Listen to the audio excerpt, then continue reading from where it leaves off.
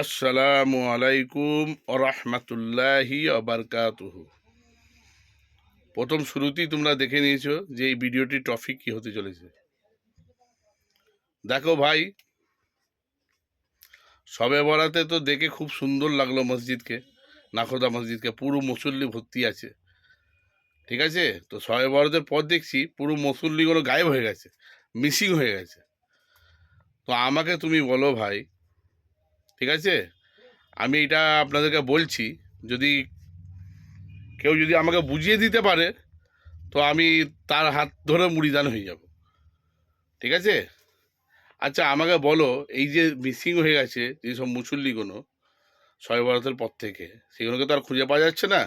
আজকে বহু চেষ্টা করলাম নাখোদা মসজিদে খোঁজার জন্যে, কিন্তু পেলাম না।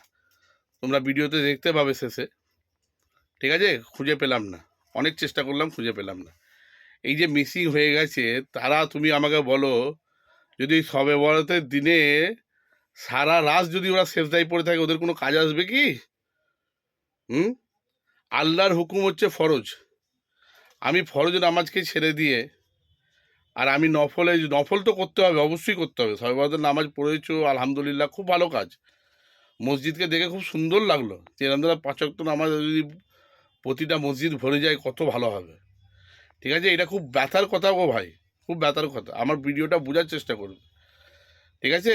কেউ ভাই আমাকে এসে বুঝিয়ে দিক এটা কোন হাদিসের মধ্যে, কোন কোরআনের মধ্যে আছে, বা কোন জায়গাতে আছে।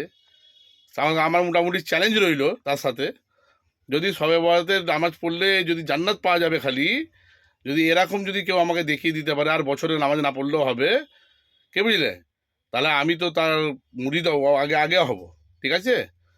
আর এত মেহনত করার দরকারও পড়বে না কারোর, ঠিক আছে।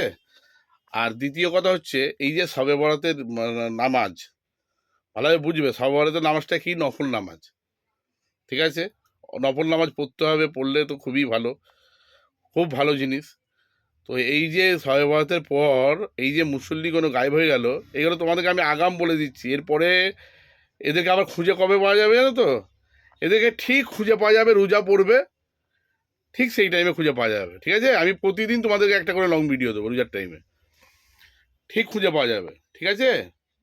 একদম এদেরকে দেখবে খুঁজে পাওয়া যাবে, আবার এদেরকে মিসিং হয়ে যাবে দেখবে 27 রোজার পর থেকে, ঠিক আছে। তো এইভাবে ভাই যদি কিছু হয়, তাহলে মানুষ আর কি করবে বলো?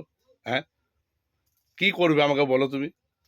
বুঝতে পেরেছো তো আমি কি বলতে চাইছি?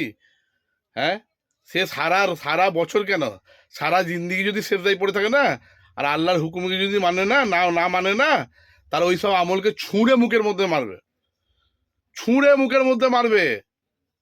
আর তার কোনো আমল তার কাজে লাগবে না, কোনো আমল তার, সব আমল বরবাদ হয়ে যাবে, ঠিক আছে। যদি এইটা কারোর যদি চ্যালেঞ্জ নেবার ক্ষমতা থাকে, সে আমাকে সে বুঝিয়ে দিক, আমি তার হাত ধরে তওবা করে মুড়িদান হয়ে যাব। আসসালামু আলাইকুম, এইটুকু মেসেজ দেবার দরকার ছিল, তোমাদেরকে দিলাম, ঠিক আছে। আর বাকি তোমরা, আমার এইটা হচ্ছে আমার ইসলামিক চ্যানেল, দেখো তোমরা, ঠিক আছে। এই ভিডিওটি বেশি বেশি শেয়ার করবে, দেখবে, কি বুঝলে। যদি আমি কোনো ভুল কথা বলে থাকি সেটা আমাকে এসে বুঝিয়ে দিক, আমি তার কাছে তওবা করে মুড়িদান হয়ে যাব তার। আসসালামু আলাইকুম ওয়া রাহমাতুল্লাহি ওয়া বারাকাতুহু।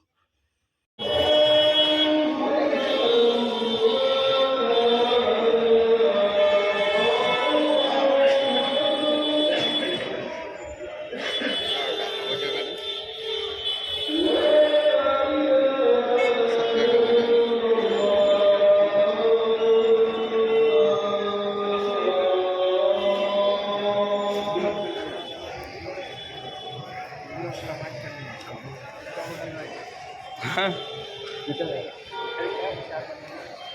टोपी लगा के ब्लू कलर से